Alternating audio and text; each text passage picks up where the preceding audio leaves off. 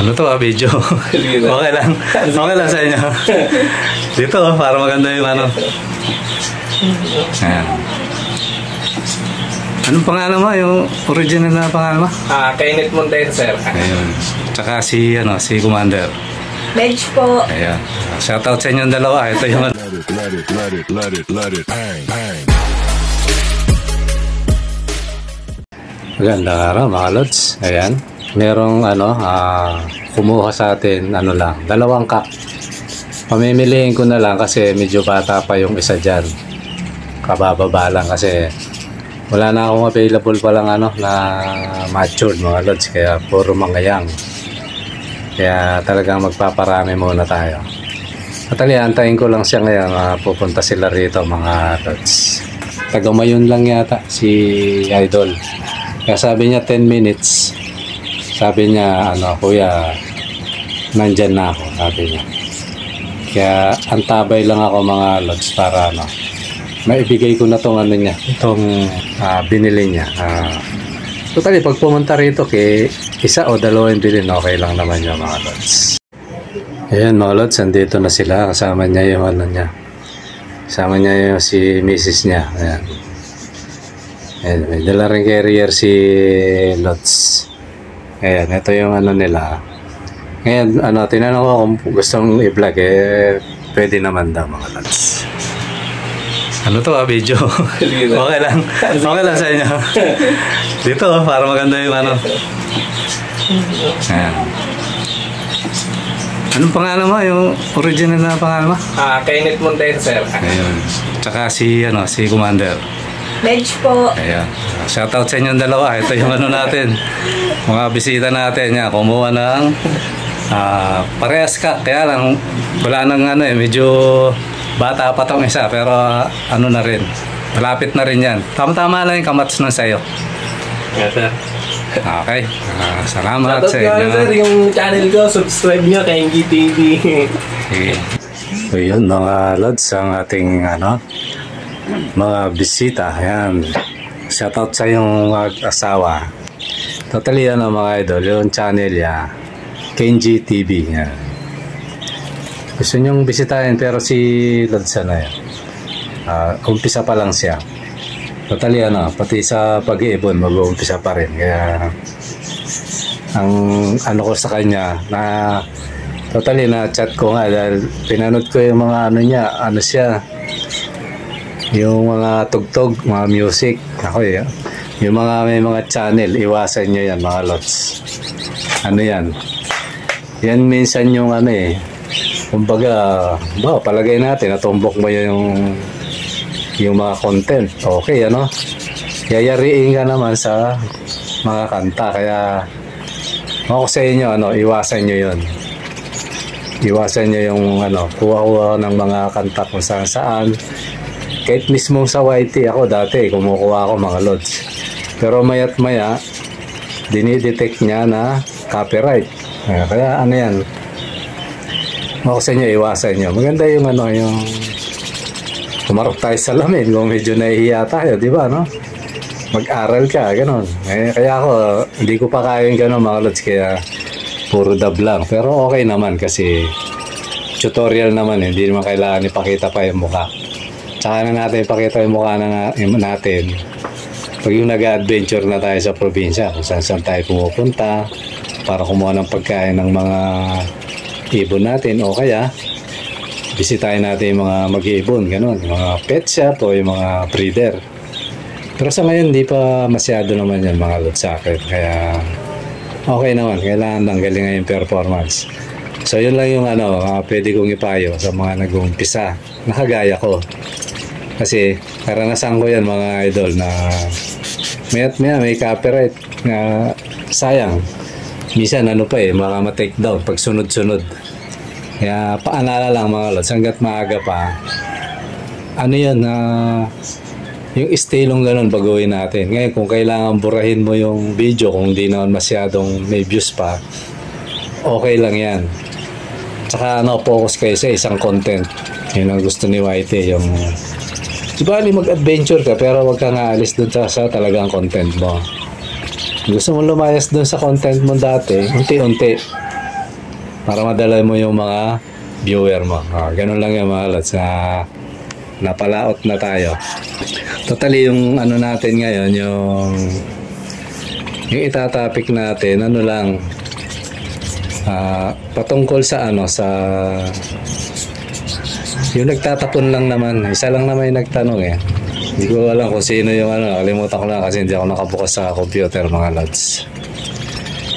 Ano siya, ilagay ko na lang siguro yung ano, yung pangalan niya pag ano, pag-edit ko kasi hindi ako naka ano mga lods. Ngayon ganito, yung nagtatanong bakit daw yung ano niya, yung breeder niya. Yung breeder niya, bakit tinatapon yung itlog niya? So maraming bagay yan mga lods. Totally na-topic ko na to eh. Ano yan, kung nagtatapon ng itlog, halimbawa, bago pa lang, possible normal yun, na pagbago pa lang, o kaya bata pa siya, gano'n. Pero pag yung matured na, ako yun, attitude na yun mga lods. Halimbawa, una, tinapon. Sunod, gano'n na naman. Minsan nga, nililimliman na mga lods, tatapon pa rin eh. So, attitude na yun. Yun yung siguro ang pinaka payo doon, ano na lang, kung maganda yung ibon, kunin mo yung itlog, agapan mo, yun ang bantayan mga lods. Bantayan mo, tapos pag ano, kunin mo yung itlog, kung may ibang breeder ka, ilagay mo doon. Baka sakali makaparami pa siya, di ba, no? So ngayon, kung hindi naman ganon, bawa, matured naman, hindi naman bata, di ba, no? Tapos hindi naman ano, okay naman dati, mga namisana dati, okay naman. Bakit ngayon biglang ganyan? So ibig sabihin, may kinatatakutan yun mga lods. Although kay bago yan, kay matured, kay basal, ito isang option pa ron o isang dahilan. Mara may kinatatakutan, di ba, no? Kay basal lang, kay dati na, tapos biglang, lalo na kung dati na namisana, tapos biglang ano. So ibig sabihin may kinatatakutan yun. Maaring ano, sa hindi mo alam, may kinalkal ka dyan, nabulabog siya, naingayan siya, yun, isang dahilan yun. Naiingayan, na-stress, o kaya may kinatatakutan, kagaya ng mga daga, pusa, aso, yan, may ingay yan eh. O minsan tayo mismo, kahit butike nga minsan mga lods eh, nagugulat yan eh. So yun, minsan tayo rin, hindi natin namamalayan. Kaya importante talaga na kabisaduhin mo yung ibon mo. Kaya pinakapayo ko talaga pag mag-breed ka, hindi ba, no? Sabi nga, bawal mainip. Kasi gusto mo matured agad. Although normal yun, kahit ako dati, ano, siyempre baguhan tayo, di ba, no? Pero dapat labanan mo yun, kumbaga sa ano. Kasi pinaka the best talaga mga lods, kung bibili kang ibon, siyempre sa breeder, di ba, no? Kasi kung sa tabi-tabi, hindi mo kilala yun kung may tama ba ibon o ano eh. Tsaka hindi niya kilala yung ibon niya, di ba, no? Pag yung angkat-angkat lang.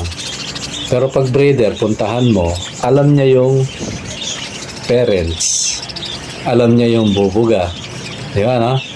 Alam niya yun pag breeder. So maganda pa ron pag may issue yung ibon, bumili ka ng 5 piraso tapos 5 patay, no? Bali 10 tapos yung 5 patay. Pat ganun, bakit may ano nung nasuri-suri mo, nung pala may mga going light, maring ano, kasi minsan ano although ako mga lods, huwag nyo ipagkamali, ako hindi rin ako masyadong malinis sa aviary ko. Alam nyo kung bakit? Kasi hindi akin to, at saka ano, bubong siya, napakahirap niya, ano, ang dami siit-siit, tapos may mga anday pang kalaban, pusa, daga, yan. Kaya puro screen na, balot-balot. Kaya minsan ang nililinis ko lang talaga na maayos-ayos yung open, diba, no? Tapos yung ano, yung mga daga, ano talaga yan peste sa ibon yan yung mga halaman ko na pagpakain sa mga ibon, kinakalkal yan, kaya nagkalat yung ano. Kaya kung pupunta kayo rito, although marami nang pumunta rito, huwag nyo nang tingnan nyo kasi kahit anong gawin ko, wala, talagang may nagkakalat. Daga, pusa, minsan, tataihan yung halaman yan.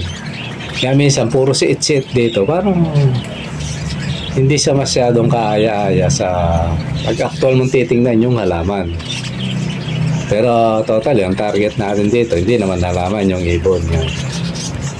Kaya pati yung mga kids ko, dahil nga gusto ko na mag-upgrade, hindi pa rin kasi pag lumuluma, parang pumapangit. Kaya minsan pinipinturahan ko. Kaya naisip ko, mag-upgrade na lang yung talagang nabibili.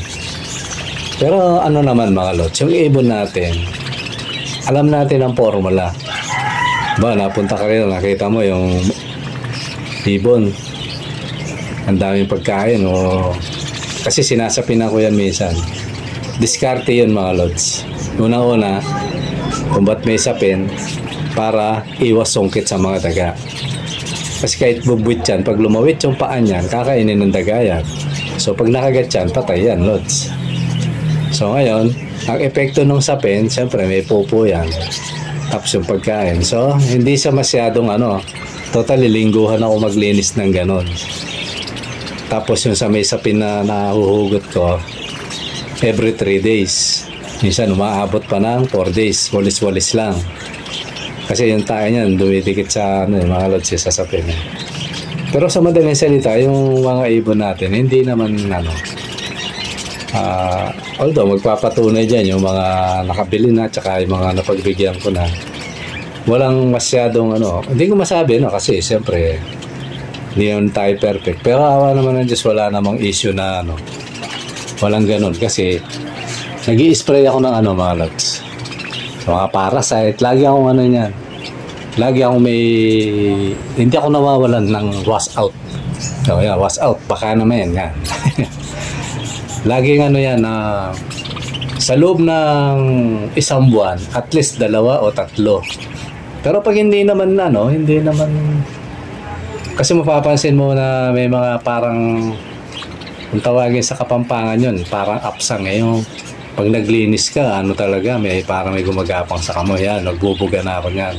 Pero minsan kahit walang ganun, madali namang iwasan walang ganun, linis ka lang ng linis. Kaya lang, mahirap din yung, lalo na sa kulungan nila mismo, mahirap din yung sobrang linis loads. Kasi rin yan, parang nasanay sa malinis, kaya konting lang, kakasakit siya. Kaya lang medyo rin, i-immune mo rin kahit papano, kahit konti. So, madaling salita, yung mga ibon natin, mga lods, hindi yan. Kumbaga, kung sa pag-aalaga, bagamat sa paglilinis, siguro i-grade ko yung sarili ko, baka nasa 75 lang ako 75, 80, ganun. Kasi mahirap siyang na yung ibang kulungan, talagang walis-walis lang. Tapos pag alalaban ko pa yung mga sapi niya, bababa pa ako. Kaya totally, paglilinis ko sa loob ng 1 linggo, 1 o 2 beses. Ganoon lang. Pero laba talaga yun mga lods, nilalabang ko yun. Tapos spray, paminsan-minsan spray. So rin, safe na safe yung mga ibon natin. Ganun yun mga idol. Kaya ba't pa tayo napunta ron? Yun, dahil sa mga minsan nabibili natin, may mga isyong ibon. Although yung mga ibon natin, hindi naman mahal. Mura lang kasi ako, purpose ko lang naman dito, mag-alaga. Diba, no? Tapos sa mga naman mga lods, yung nagtatanong kung magkano yung mga kits natin, punta kayo sa mga lods, sa Messenger.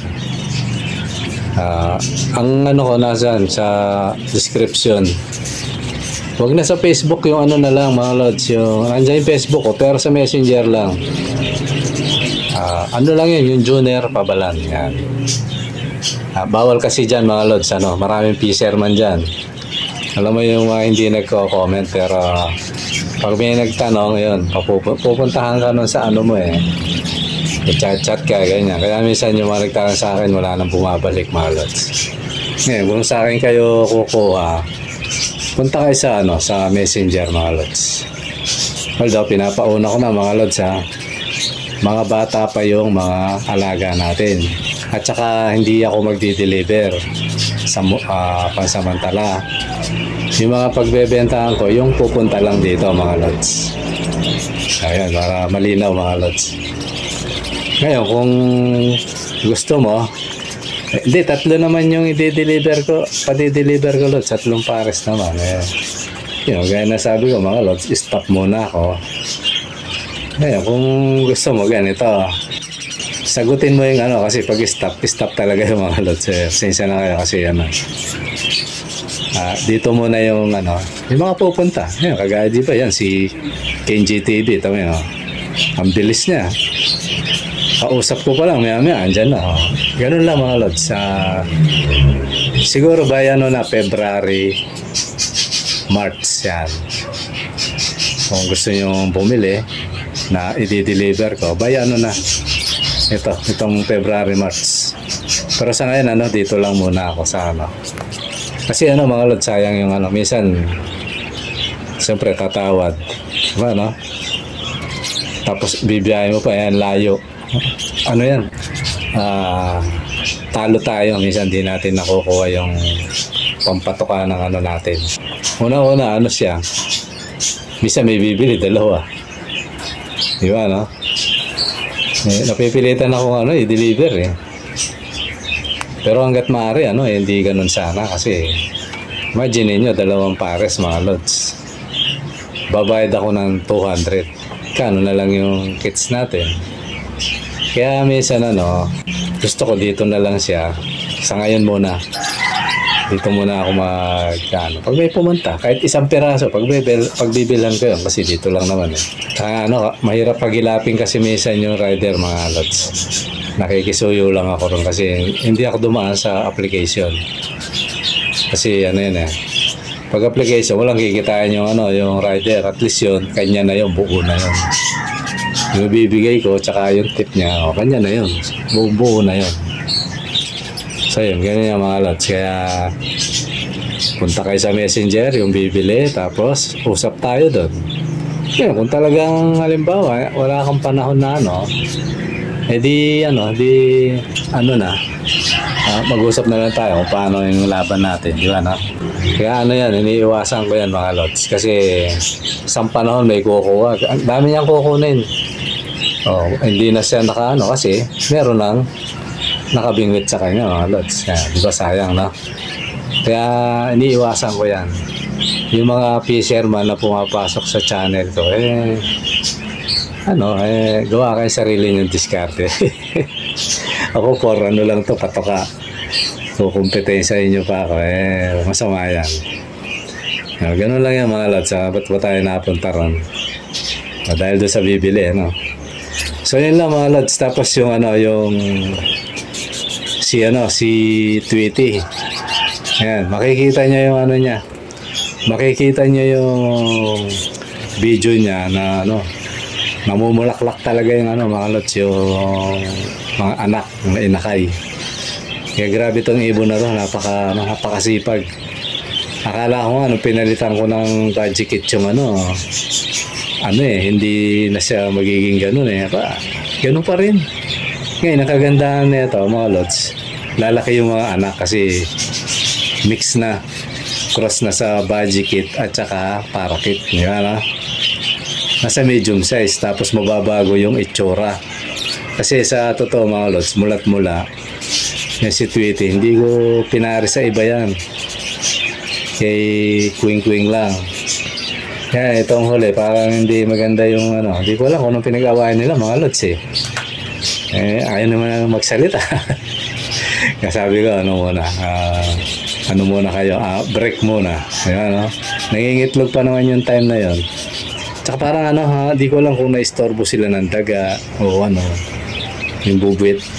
Ang ibon kasi mga lods, ito, pwedeng idugtong doon sa nagtanong kasi yan, parang tao rin yan, pag irritation yan. May problema sa bahay, mag-asawa, tapos papasok sa trabaho. Ako, pag nakakanti-kanti mo yan, away yan, mainit ulo, di ba? Kaya minsan magugulat ka, biglang may away kasi mainit na kagad yung isa. Parang ganun niya mga idol. Kaya pag ganyan yung alaga natin, hiwalay mo muna. Ako totally, ang bala ko doon, try lang. Dahil yung budget kit na tong dalawang inalis ko nakapares ng blue din na yan, yung pinas ko yung kay Tweety, ano yun? May kapares, ilang beses hindi na nag-infertile na siya. Totally wala. Dalawang sunod, 0. Ayan, laki niya. No, Lods, sabi ko, laki-laki niya. Wala kayong, wala kayong bibinuga. Ayun, inalis ko. Nilagay ko sa flying cage. Ito nga yun. Parang pinagpalit ko sila, mga Lods. Kita mo, dito rin, ganun din. Ayaw din ni Quing Quing. Kaya meron sa may kasi force pairing sila. Meron talagang ayaw ang ibon, mga Lods. Yan. Pag kay Tweety naman, pinares ko, gusto ni Tweety. Gusto rin ng ibon. Ayun, nagkasundo sila, mga Lods. Ngayon ito, namisana yung si Tweety, si Quing Quing, yung pares niya na galing doon. Yung pinagpalit ko kasi, hanggang ngayon wala, 0. So, ano na lang, total, di naman ako nagmamadali. Tatambay ko muna. Antayin ko si Tweety na makapamisa para makapag-ayos. Ay, makapamisa. Mapalaki niya yung mga inakay niya. Ayun, para maayos natin to.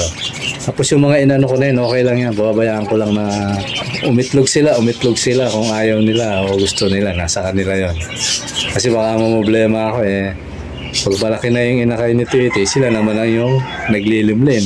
Wala lang mangyayari sa atin, hindi natin maseset up. Totally, yan, pag medyo malaki-laki na ng konti yung mga inakay ni Tweety, yan, nakalasing ko na yung cage na yan. Set up ko na yung yung isang cage.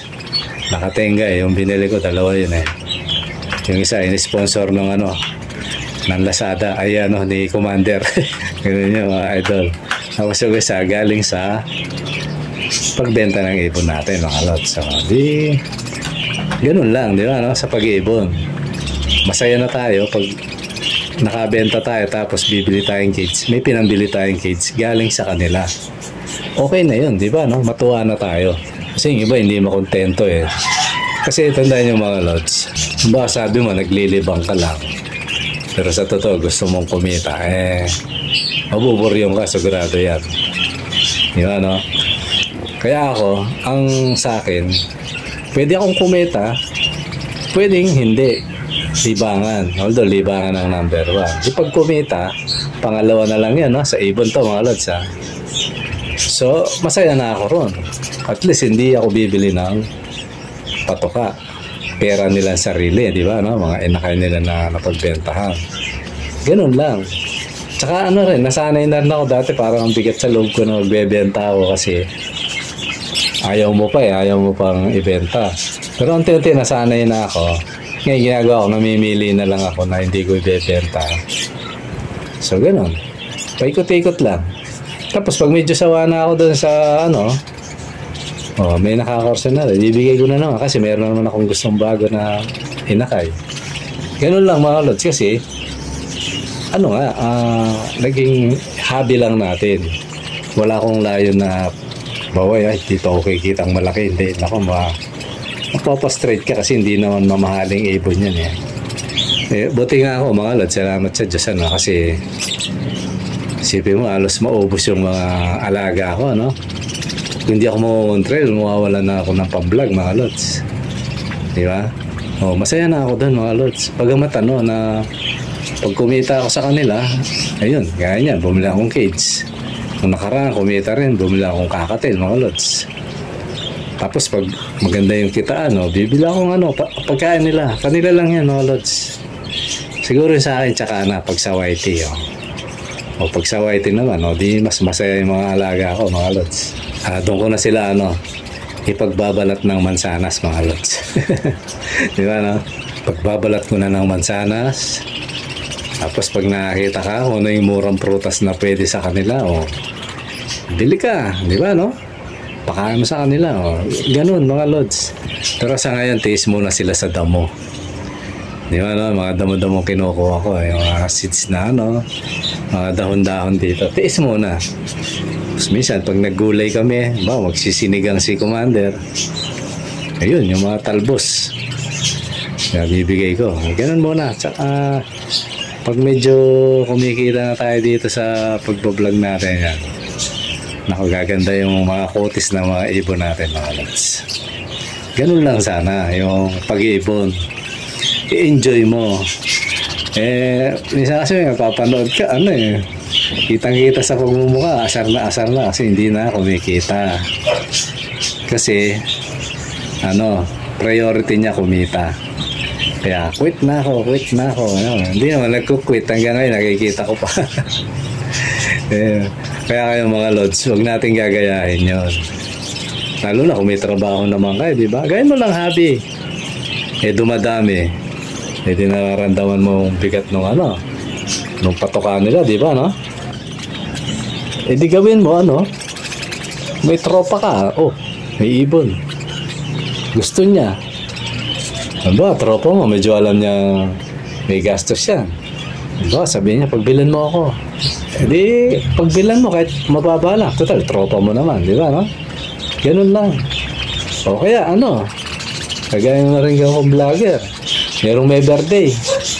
Tinatanong, gusto mong ibon? Yun ang regalo ko. Gusto. Di, ganun. So, walang stress mga lods. Kasi, huwag natin nga alisin na nag-ibon tayo para kasi minsan lang kung may trabaho ka, pagod ka masyado. Ang pantanggal pagod mo, pantanggal stress yung mga ibon. Huwag na ang magbigay na ng stress sa'yo yung ibon. Ano yung kaya ka na-stress sa ibon, wala ka ng pambiling patoka. Kung meron man, nabibigatan ka na. Para bang, bigat na. Diba, no? So, ang solusyon doon, bawasan mo. Either na ipamigay mo o iparapol mo, ganon. Ganon lang. Parapol mo sa... Siguro naman, kung nagtatrabaho ka, okay ka naman sa trabaho, halimbawa. Parapol mo. Diba, marami naman paraan yan na kung paano mo irarapol yun Gayahin nyo yung ginagawa ko, diba, no? Sa halagang 50 pesos, meron kayong isang pares na ibon. Pakita mo. Kuha ng picture o video mo. Posibleng walang mahilig sa ibon dyan, sa katrabaho mo, mga kakilala mo, kapitbahay mo, di ba, no? So, ganun lang ang diskarte mga idol para hindi tayo kasi ang mga pet kasi para matanggal yung stress natin. Ngayon, yung pet mo na, yun ang nagbibigay ng yung alaga mo sa'yo na stress. Hindi na maganda yun, mga lods. Doon ka na mag-uumpisa para ang mood mo sa mga ibon mo hindi na maganda. Papangit ang trato rin sa'yo ng ibon mo. Ganun yun, mga idol. Kaya ako kay Lods, pinakita ko sa kanya yung ibon ko. Pinakita ko, hindi ako kinakagat Yung yung alaga ko na talaga. Pero yung mga kumakagat pero hindi masakit. Dalawa yung hindi kumakagat doon Binigay ko sa kanya. Sabi ko, Lods, tingnan mo, walang kagatan Nakita niya, actual. So, ganun. Ibig sabihin, pag hindi ka na kinakagat ng ibon mo, yung ibon mo, yung matagal mo ng alaga kasi pag bago, may tendency kagating ka pa niya. Pero sa akin, sinasanay ko. Nahawak-hawakan ko para hindi ako kagatin. Masanay. Kahit kagatin ako, pinababayaan ko hanggang sa bandang huli. Maisip ng ibon na sabi ng ibon sa isip niya, hindi, hawakan na ako neto. Bibitawan din ako neto. So, masasanay yun. So, ang bandang huli nun, pag bubuksan mo na yung baka sumampa pa sa iyo mga lods. Lumapo pa sa kamay mo, di ba? Kaya ingat-ingat pag open yung area mo. Kaya ako pag ganyan, safety yung sa akin Kaya okay lang na binubuksan ko yung kulungan. So, ganun mga lods ang pagtrato. Pag kaibigan mo na yung ibon, wala nang kagatan yan.